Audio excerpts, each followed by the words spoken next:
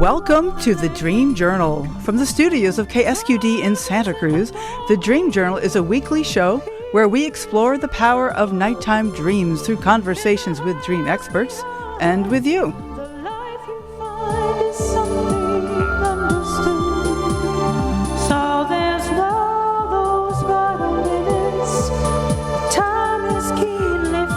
the words of Carl Jung, who looks outside dreams, who looks inside awakens.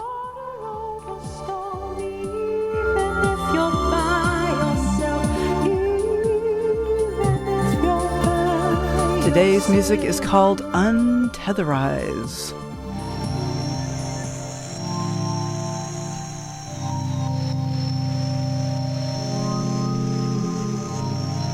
Urban shamanism and dream sharing as sacred storytelling. Our guest today is Andrusa Lawson of Divine by Design.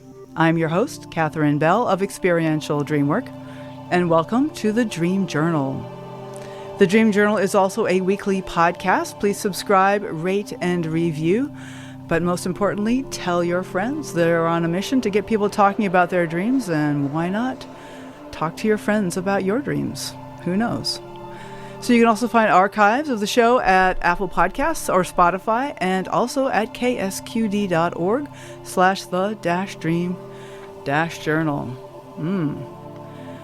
Whew, this part always catches me by surprise. My personal dream work. I'm like, oh, I gotta look up a dream.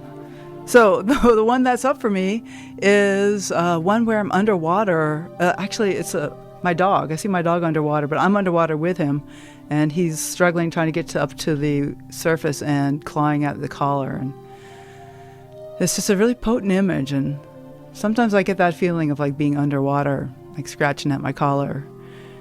And there's something about that image that just somehow makes that waking life feeling easier to take. It's just like, okay, it's a feeling. It's intense, but it's a feeling.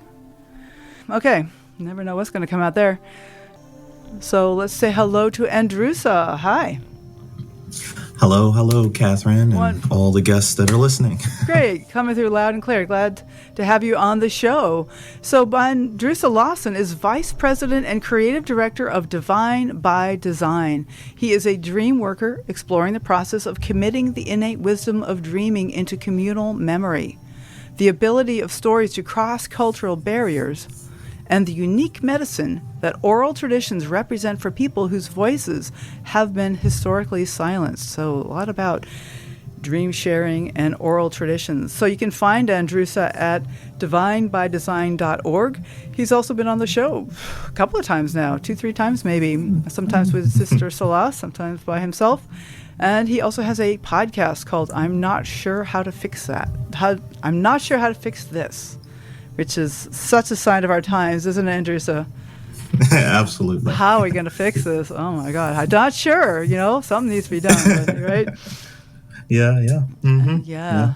So I recently reconnected with Andrusa at the IASD conference in June, the gift that keeps on giving, those yearly conferences. And I was really moved by a presentation that he made of oral storytelling. And it was like, I want to hear more about this. What is this all about? This thing of telling your story in a sacred way. Like, just to throw out one topic that I'm particularly excited about is dream sharing as sacred storytelling. Mm-hmm. Like maybe we don't need to interpret or figure anything out. It's the sacredness of the moment. So what comes up for you around that, Andrusa? Yeah. So. A couple of different things. So the presentation that I gave and the space that me and my family and some of the supporters around us created, was intentionally made sacred by the way that we came into the space and we engaged with everyone there.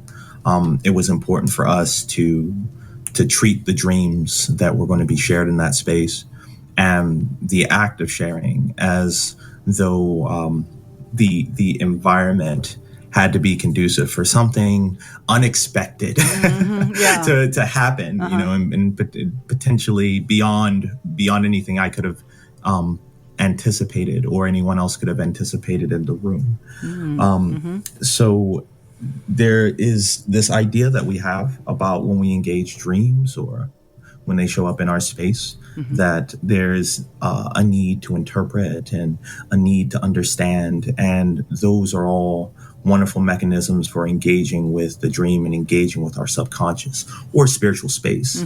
But there's also this idea that innately, inherently, in this particular narrative of the energy that manifests in our being and in our subconscious space, there is an innate wisdom and healing just to them deciding to show up in our space. And many times we don't need to overanalyze in order for others to gain some type of insight or from this process of communicating with one another. And it's really put me into a position where the idea of the nonverbal communication that happens between people became very important. The idea that human beings can move into the same emotional or mental vibration, and by virtue of being in the same place emotionally, there is an unspoken understanding or dialogue that occurs. So me and my family have really been trying to focus in on that, on creating the space for an experience to happen, and then stepping back when we're all on the same vibration and understanding that we're connecting. Right, without even necessarily knowing or needing to know what's coming up for other people in the experiences. It seems like that's, there's maybe 40 people in the room when you did your sharing, and I think each one had a unique experience. That's what we discovered. Andrusa came into my Monday workshop and led us on a journey. And sharing afterwards, it was a huge amount of variety that people experienced. So, like, letting there be a variety of experience seems like kind of key to sacred space, perhaps. Yeah, there's definitely that element, right? Because we're all very unique individuals, unique creatures, right? Yeah. But there's also this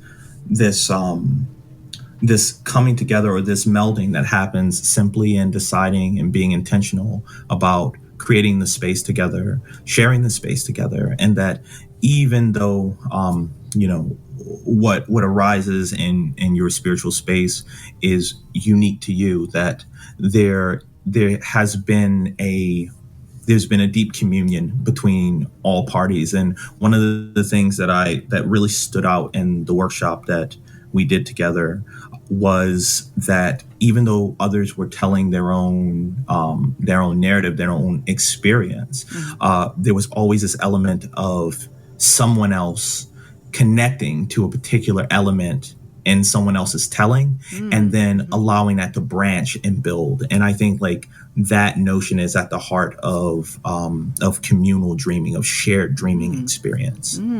Tell me more about that. Some of it, shared dreaming experience. I know dream groups. That's something I'm very familiar with, where people come and they talk about a dream, and then people kind of riff off of it and ask a lot of questions and all that. But it sounds like you're talking about something else. Potentially something valuable something too. A bit more intimate. Okay. Say more. So like sharing and kind of rifting and growing that dialogue off each other's narratives that we're sharing is one thing, right? But there's something that happens when you spend time developing a similar library of symbols, so to speak, or subconscious archetypes. And when those archetypes and symbols start to blur and or show up in multiple dreamers' subconscious space, even though they are imprinting their own specific meaning onto them, what we start to see is that dreamers start to have a lot of experiences that when they're sharing, they're actually feeling as though, and kind of affirming in sharing with one another, that there is an intersectionality between that spiritual space. So it's not just I dreamed about a dog and you dreamed about a dog, but something about the dog as a symbol becomes a nexus point where your subconscious bled into mine. And it's really fascinating to see those synchronicities and to watch dreamers that potentially are having some issues with finding the insight or the wisdom or the gem in their dream, have that gem show up in someone else's dreaming for them. Because they've spent the time to create that foundation of shared experience to dream together in a community. Right. And I think that happens, I was going to say automatically in a group that meets together for a while, but like bringing that intentionality. I wonder if you have any like tips for bringing to intentionality. Like it's all very well to say, well, we intend this to be a sacred space, right?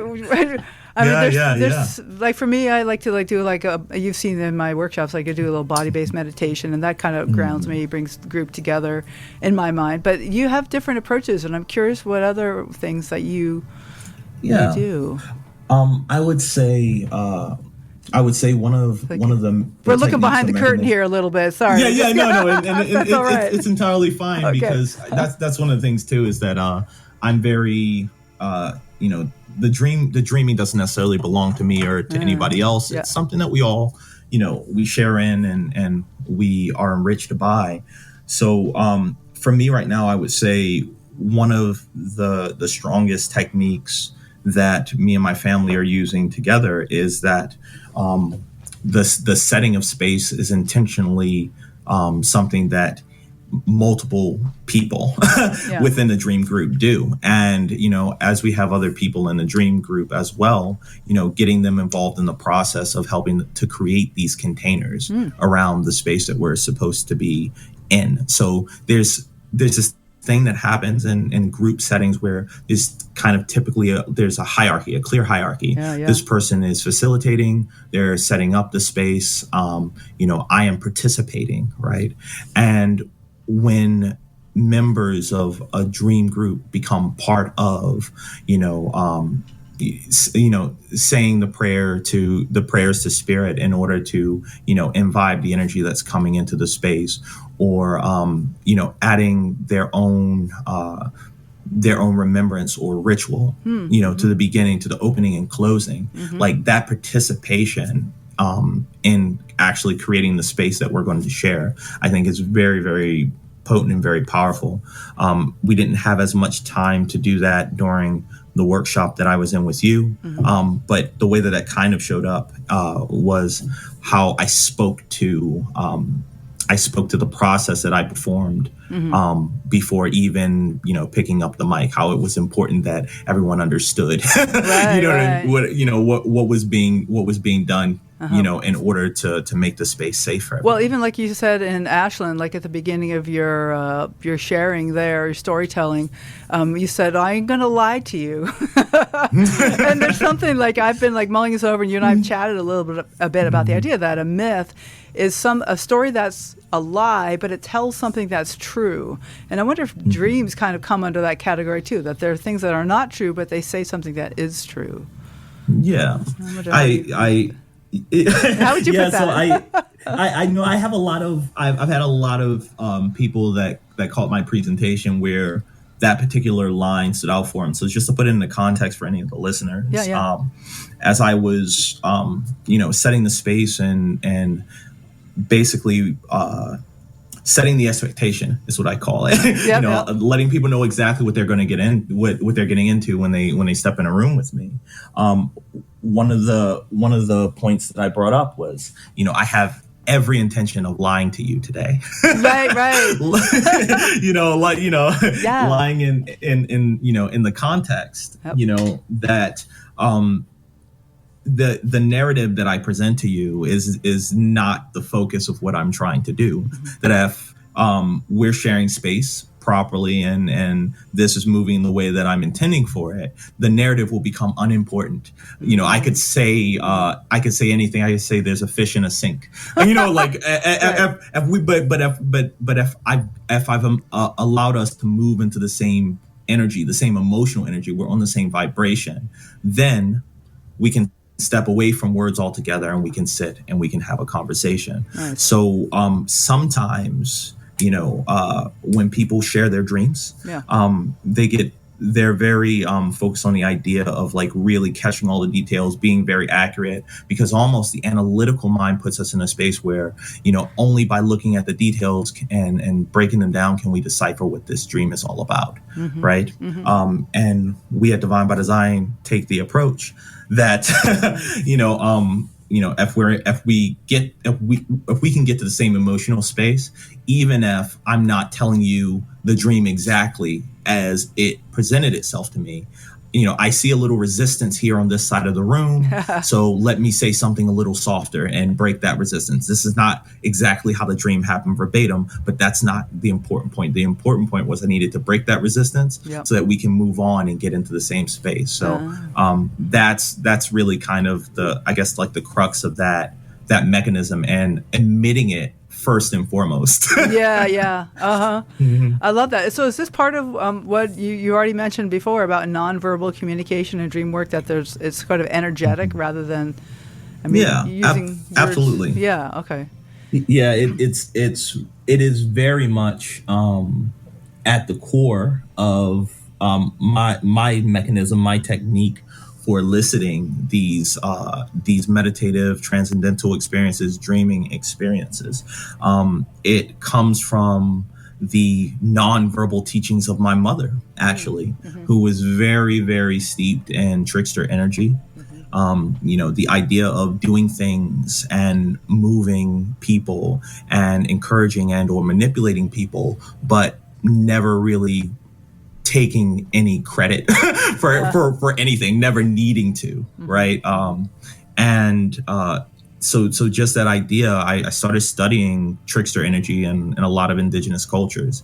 And one of the things that a shamanic practitioner said to me that really kind of stood out and kind of blew the top of it open for me was that every story that I've heard about a trickster, like Coyote or something, going and stealing something from the underworld and bringing it back, it's like Coyote is never telling the story. It's always somebody interpreting what Coyote did. If Coyote had it his way, he would have just brought whatever that gift is to man, and you would never have known, right? And in that retelling by someone else of Coyote, it is never going to be the exact story that as it actually transpired, but it's enough that it's thought-provoking and emotionally provoking for you to receive the medicine of that sharing. Right.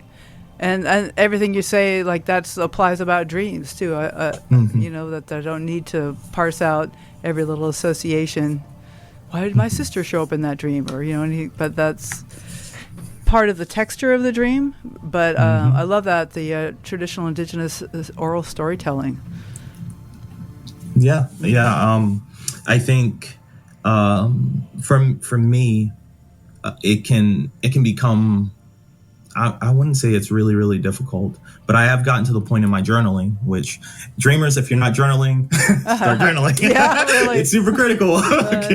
Just like that elephant in the room, like we need to write these things down. But my journaling has transformed completely to the point that every time I reread any of my dreams, they are completely different stories than the actual dream. I allow myself to be moved into a specific emotional space or tone with my dreaming, and then what I write is inspired or impelled by the dream, but not me writing down the details of the dream. So I never record the details of my dream anymore unless someone that I am holding space for, or I am performing a certain ritual where I am dreaming on their behalf and offering them the stories of that dream. Those are the only times when I go into hyper detail, and then I end up like 7 or 8 pages.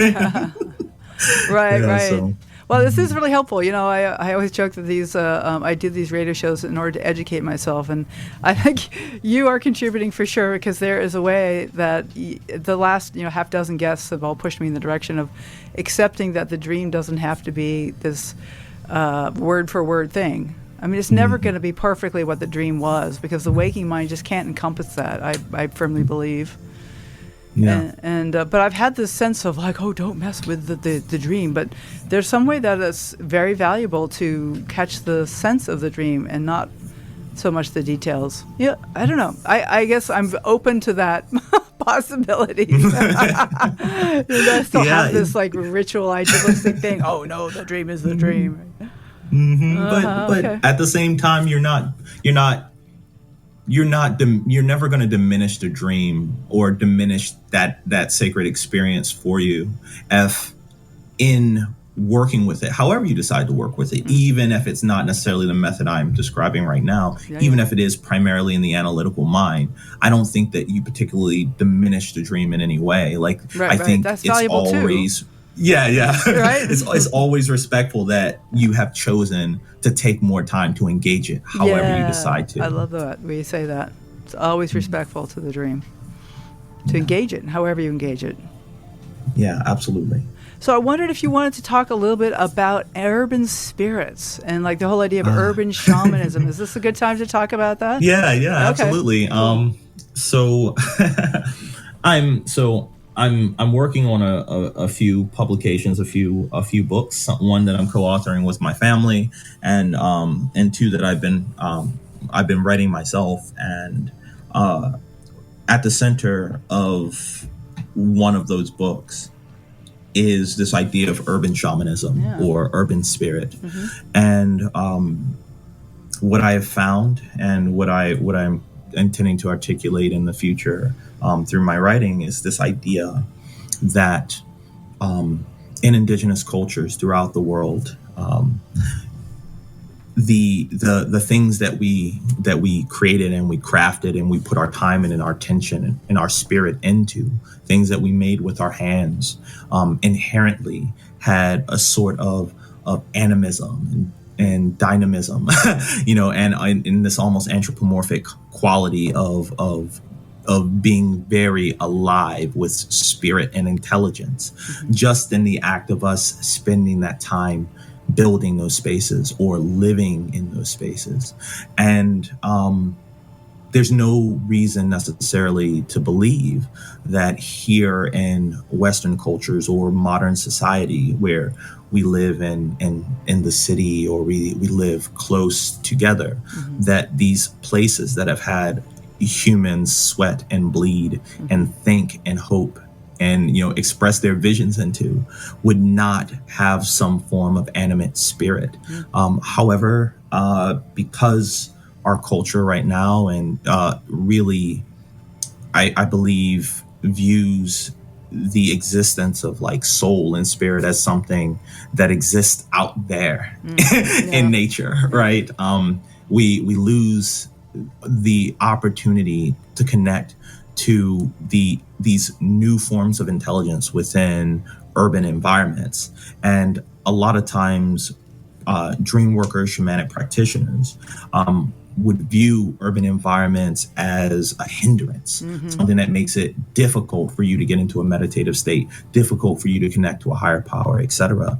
And so my focus has been on the idea of shifting our perception of urban spaces, and to really acknowledge one that there is in this unexplored frontier of how spirit is working in places where people are drawn together, into cities and in urban environments. And I have so many dreams of the spirit of the basketball court expressing itself to me and reminding me of ancient tales of grasshopper, and so that I can make that correlation that this energy still exists, but it exists in a different form here. So I think that there's definitely value to that. I think that when we deal with communities that are, historically marginalized or don't necessarily have some of the means to move into natural spaces, if we're able to transform our view and our relationship with urban spaces to say, for example, where is the heart of the city? Where is the pulse of the city? Where are the hands of the city? Right? Yeah, Like how do I engage with this intelligence in a space that we collectively have built together, that right. So, we turn something that's a hindrance to us, right, into a potential boon. well, so there's all that people living there for generations in most cities, and that all the energy that they would have had, like you said, their lives there would be imprinted in some ways. And can we tap into that and respect that? We talk another topic we've kind of, we'll probably get into more later, but I just like suddenly went to ancestors is that there's like, these are some of our cultural ancestors, maybe the people who lived here before us, and cities, you get overlapping people, generations of Absolutely. People. We have generations of people living in close proximity and in large amounts, and we know that when humans are focusing their attention, which becomes intention or energy, into a certain thing, that there's a measurable weight to that kind of psychic energy being focused on one thing or another. And just the idea as well that a lot of these structures or communities that have been built up, they may not be 2,000 years old, so to speak, right? But they have a history. In Europe, a lot of cities are well over 2,000. Yeah, Right? and there you go too, right? Yeah. Like some places are new, and some places really have these old bones, right? But we're looking for spirit, and we're looking for connection out in nature, which of course we should be, but also being ready to acknowledge and honor the spirit of the spaces that we're in. This is where we spend most of our time. This is where we have to work, and where we have to somehow find our ability to connect back to source. We can't always escape it, and maybe we don't have to. Right. Well, there's a phrase for me coming up about the sacredness of the mundane, like making every moment sacred. Yeah. So it's very much that's very much a kind of Shoto Zen philosophy, right? That comes from something that popped in my brain. Or maybe even like a Taoist approach to kind of say that you can be present and move in this transcendent or enlightened energy, and even the most minor, air quotes, minor of tasks, right? If you're if I'm cleaning a floor, and I am completely embodying that cleaning in that moment, then something excellent has occurred, just through being present and being completely embodied in whatever that activity is, and that is just as valuable as me traveling to the Himalayas and and sitting in a temple and staring at a wall for 30 years or so. Hey, much more immediate, the life of the householder. Yeah, we've been talking about that a bit lately. So this is Andrusa Lawson from Divine by Design, and you are listening to The Dream Journal. We are broadcast live from the KSQD studios in Santa Cruz, co-broadcast live in San Jose by KCXU. We're talking about urban shamanism, dream telling as sacred storytelling. And coming up next, we have a special guest in the studio just to prepare that Max, my husband Max, is here. So this is Andrusa's friend as well. Hi, Max. I love you. We'll get him up on the mic here real soon. Yeah, totally. So, okay, so this is wonderful, and I'm really glad to be here, and we will be right back.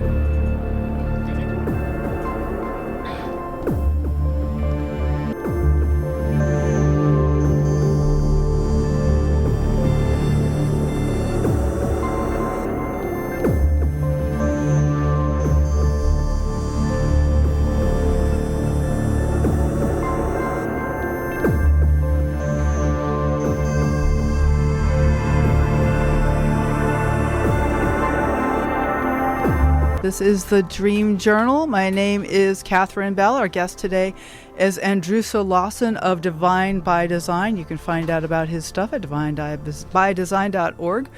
It's sort of a family corporation. And I thought I might just start off by hearing from Max Deaton here in the studio. Is that okay with you, Andrusa? Yeah, absolutely. Okay, can you hear me very well? Yes, sir. Okay, so in recurring dreams, details can change, meaning can change. The dreams sort of meld together. If it's a large group of people having dreams that are similar, it sort of melds into something new, you were saying.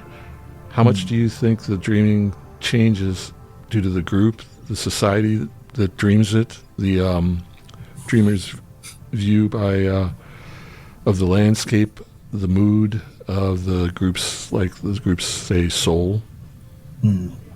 Yeah. Okay. Excellent. That's an excellent question. So, recurring dreams, and how they can change based on the different variables that surround a dream group. I think that every single variable that you brought into play is absolutely critical. And I think that's one of the reasons why, for my family at the least, the idea of creating spaces and holding spaces, making the space sacred, is so important. By default, our perception is based off of our experiences, and there's absolutely nothing wrong with that. It's the natural way that we're supposed to kind of move through this material world. So it becomes important to intentionally decide what we are letting into that space, how we are building up the things that are affecting our perception. And this is a lifestyle change. It's not simply something we consider from time to time, but really becoming aware of, what I'm allowing into my spiritual diet, so to speak. And I think my sister might have talked about this one of the times that she was on. This idea that because all of these things are going to affect your dreaming and affect your circle, being very cautious and careful about when we are intentionally about to come into dreaming space, what have I been allowing into my subconscious that is then going to bleed into the group. And when it comes to the idea of recurring dreams and these potential shifts in meaning or shift in characters, even as the element or the theme of the dream changes, it feels to me very, very similar to a language, right? The idea that when the dream is trying to communicate something to you, the overall tone of the dreaming or the conversation is similar, but I, or the dream in this case, may have to say it to you 2 or 3 different ways before it kind of sinks in and hits home. And so if we give ourselves that latitude, the ability to say that, I'm feeling very happy, or, I could just burst with joy, or, I'm feeling radiant or charged or energized. If we can be as eclectic and expressive and still be expressing the same concept of joy, I don't necessarily see why we wouldn't afford that same latitude to the dream. I love that. That's interesting. The diversity of expressing the particularity. Something about recurrent dreams for me there is that they have subtle differences, like a certain kind of a dream, but there are differences, and that particularity can relate to how it is for us, in that Absolutely. moment of life. So Max, what else? How does that land for you, and what else is on your mind? Well, that lands very well. I have a couple questions, though. Yeah. Some of my most jarring dreams, and I guess obsessive dreams, have been brought on by stuff that I was not able to filter. How do you view the unfiltered influences in a recurring dream? Do you seek to change what your point of view is the next time through as you go to sleep, or do you just let it go and try to explore that? I think that every opportunity, every dream is an opportunity for exploration. Definitely. I think that when we're in a space that we're particularly sensitive, and we know that we have a propensity for un, unfiltered things to move through and affect and move us in very tangible ways in our dreaming landscape. There's a certain level of stewardship as a dreamer that I think is important to potentially own and to feel empowered about. When I am dreaming, and I'm super sensitive too, I treat my dreams, and I guess this goes back to the idea of dreams being sacred, but my dreams are not simply something to come into my space and to enrich my space. They're also something for me to be a steward of and to protect. And I do that by being mindful of what I allow into my space, or if I'm feeling particularly triggered because I let something move through my filter without managing some of the variables before it made it to me, right?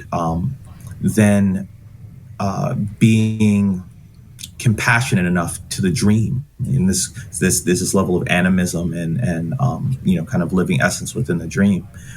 Me being compassionate enough to my dream to say, this is very difficult for me right now. This is not necessarily what I have wanted to get into, but I see you there. I see that you've brought this to me, and I'm going to take a deep breath, and we're going to work on what we can together, even if we can't get through all of this. Mm-hmm. Good answer. Yeah.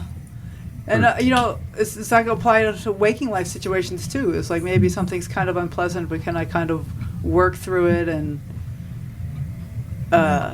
see how it lands, if I can look at it a different way. Or Yeah.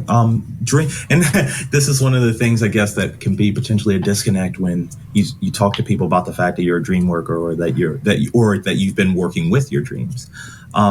Dream skills are life skills, people. Right? It's about how you deal with anxiety and discomfort, how you express yourself, how you express your joy, how you allow something that is larger than you or confusing or overwhelming to occupy space without judgment. All of these are skills that translate into the relationships that we have with people in the waking world, because working with our dreams is about cultivating this relationship with this absolutely fascinating aspect of human consciousness. Right? So we are building a relationship. We're in sometimes things move fast, and sometimes things move slow, and sometimes you betray trust and you have to rebuild that trust, right? Like all of those things happen with your dream. So it's just a awesome tapestry and space for learning. That's for sure. Yes, it is. I got one more question for you. All right. Sure. And that's what do your filters look like on what you bring in, what you eat, psychically before you go dreaming? Right. Okay. My filters. Kids don't do this at home. I don't suggest my particular dream settings for everyone. I've done a lot of work with darker, more visceral energies, not necessarily in any bad or nefarious way, but like the idea of integrating my shadow is really core and central to me. So what I don't necessarily allow into my space usually surrounds physical violence, right? And it's because when I was younger, physicality in the martial arts was, my way of exerting myself upon the world that was pushing back against me. So when I'm in my subconscious space, right, if I'm not moving in a very conscious or lucid way, a lot of times I kind of I'm kind of like a boar, and I push through my dreams in an aggressive way. Something comes up that I haven't expected, and it's a fight, or it's there's this physical element to it. So I've opened myself up to a lot of topics that may be seen as dark, scary, or taboo, or traumatic, and that's because as a person of color, there's a lot of trauma for me to process. But the biggest kind of filter setting for me, where it's like, this is something I don't want in my space, is I typically don't ingest things that remind me of violence before I dream, so that I can be in a space to be ready to surrender and observe, ready rather than to overcome. Right. Okay. To observe and receive whatever it is the dream is offering. Thank you. Absolutely. Thank you, Andrusa. Thank you, Max. I appreciate those questions. Good to have you back in the station. He hasn't been in the station on a regular basis, although he used to be my phone answerer. Now he's my... Okay, so I wanted to touch in on the idea of karmaless action. Karmaless, with no karma, not car. I don't know.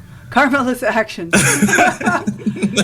Yeah, it's a mouthful. Yeah. Tell me more about that. This is like the topics that we were chatting about, and I don't like to talk too much before the conversation because I want to say fresh. So what is that to you? Tell me more about that. So karmaless action, right? Well, we've touched on some of the ideas of it when we talked about like in like Buddhism or Taoism, the idea of like completely embodying the action that you're taking at the moment.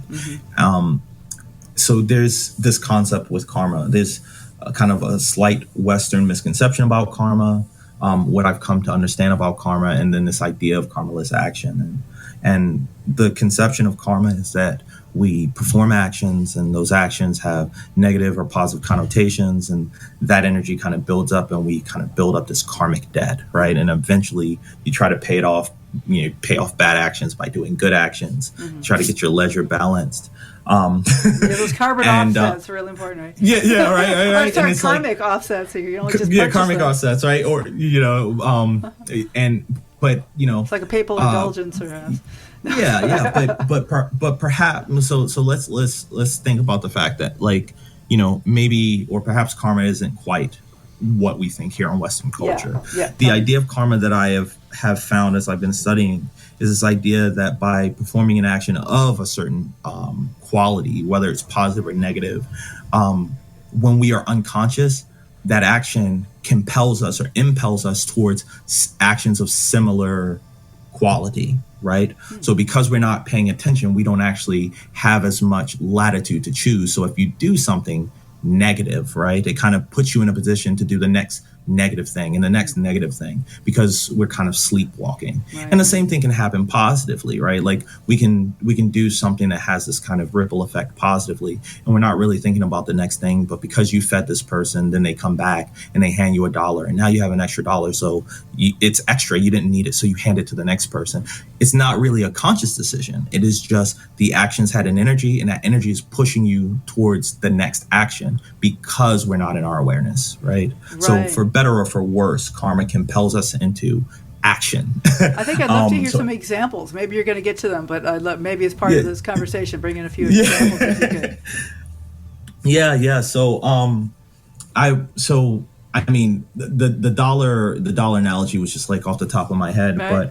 But let's say, for example, right, when we think about people from the inner city, right, like or people of color that are in marginalized community that deal with violence, think about me, right, like I did a lot of fighting when I was in school, and I was moved from one school to another, and the moments of aggression and violence painted me in a fashion, right, where people would treat me as though I would be aggressive or violent.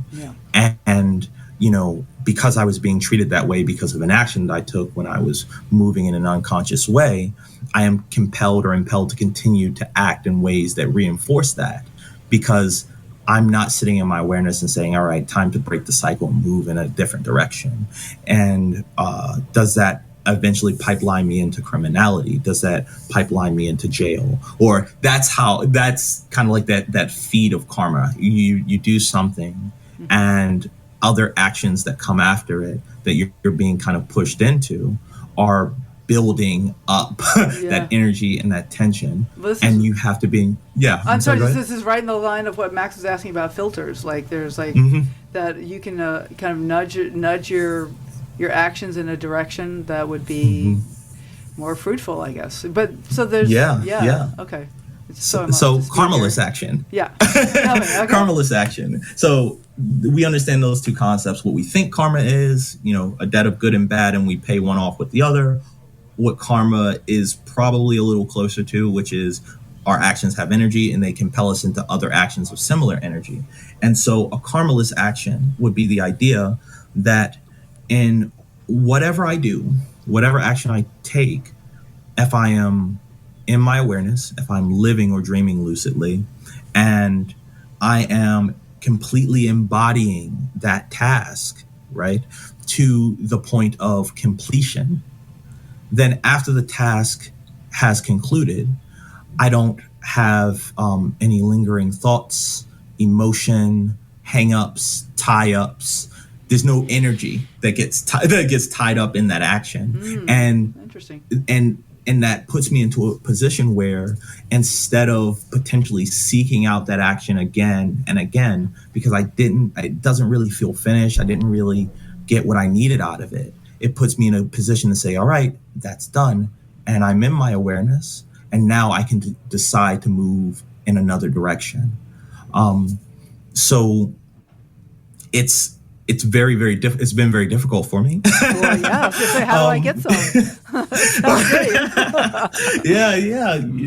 It builds on, because it builds on a concept that's already considered, like, I guess, moving or functioning in a high space as a conscious human being, which is like I need to be present, completely present, right? But now I'm saying I need to be present and I need to embody whatever it is I'm doing completely. And if I can do those two things, whenever the task that I'm doing is done, instead of me having any lingering tension of like, should I have while I was writing my book, should I have put a period here? Could I have explained that a little better? Could I, like any of those things? It's like, no, that chapter's done. It's just done. Yeah. It's just done. And maybe somebody will come and will edit the spelling and grammar. But, I'm sure that I expressed what I need to express. None of my energy is tied up in it. I can project all of 100% of my intention forward into the next thing that I decide to move into. Right. Okay. So not building any karma. Karmaless action. Yes, you're not, right. Yeah. I'm just kind of processing that. That's like like when an action is so complete, like maybe certain projections even get kind of finalized and you don't even remember what it was. Like when you kind of explored all the feelings. I had this big shame attack this week. I was just totally like overcome with shame, cringing, hands on face. And I was just like, and I even had dreams about, poop. Like for me, that's a lot of times shame dreams. And I was just like beating myself saying what a horrible person I was. And then something like within the last few days, I think I metabolized it, either that or went back underground, because I can't even remember what it was anymore. But maybe it went back underground. I'm going to hold space. Maybe it's going to come up again. But anyway, it was like it's like it was this huge, intense wave that was a couple of days. I was just like, oh, and then something. I don't know. Maybe the dreams kind of helped me overnight or something. But letting myself feel it, because I didn't want to feel shame. Oh, horrible. Ugh. That's exactly it, right? Like who wants to, and I think those are a lot of the things that I love that word metabolize. Those are a lot of the things we don't metabolize, right? Yeah. And it's those things that still take up space in our CPU, our motherboard or whatever, right? Like, we still have energy and tension tied up in the thing that we did not integrate, right?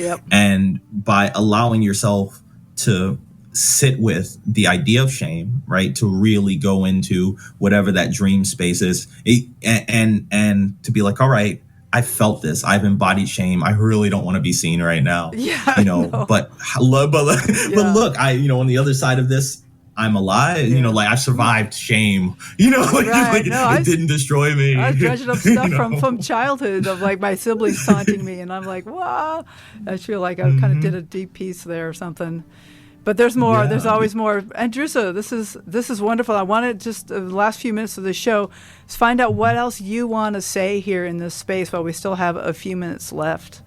And ultimately what do I want to say? Yeah. Yeah, totally. That's great. I never really think about what I want to say. It's like, Divine by Design, you can give encouragements to the listeners. I mean, there's all kinds of opportunities or something that you would, I really wish I had said, this is. Yeah, well, I always speak about Divine by Design because really the physical manifestation of the work that I'm doing and the values that I have is this company that I'm building with my brothers and sisters. Consider supporting some of the endeavors that we're into. I thought the Patreon page on the episode page. Yeah, and we have the links Patreon page to all your social media. Yeah, we're building, BIPOC Dreamer course curriculums. We're writing books. We are going through our IRB for our research proposal. All of these things to shine light on and represent the unique dreaming culture of BIPOC individuals. Fabulous and videos, very bring that thought-provoking. into the light. Yeah, bring it to the light. That's it. Yeah, and just in the hopes too that the more we understand about, diverse cultures that may have some differences in the way that, our dreams or our cultures are manifesting, spiritually, physically for us, it enriches the landscape for all of us, regardless of where we're at and what your profession is. Understanding more about others is always going to be an enriching experience, and I'd hope you would consider joining us in those efforts. Love that. divinebydesign.org. Andrusa Lawson, thank you. Oh, pleasure as always. Let's talk soon, huh? Absolutely. Okay. Thank you, Catherine, for having me. All right. Bye now. So thanks for listening. The Dream Journal is produced at the studios of KSQD in Santa Cruz, and it's live every Saturday at 10 a.m. Pacific. You can listen to the stream at ksqd.org. Podcast is released on the Monday following the show. Keeps us growing when you subscribe, rate, and review. I am Catherine Bell. You can find out about my dream coaching practice at experientialdreamwork.com. You can email me at catherine@ksquid.org. KATHERINE@ksqd.org. Follow Experiential Dreamwork on Facebook and Instagram to find out about upcoming shows. I'd like to thank Rick Kleffel, engineer and music creator, Tony Risimano, Eva Milady, Max Deaton. The intro music's Water Over Stones, and this outro music is Everything, both by Mood Science. Tomorrow morning when you wake up, take a minute to write down your dream and bring it to the next Dream Journal.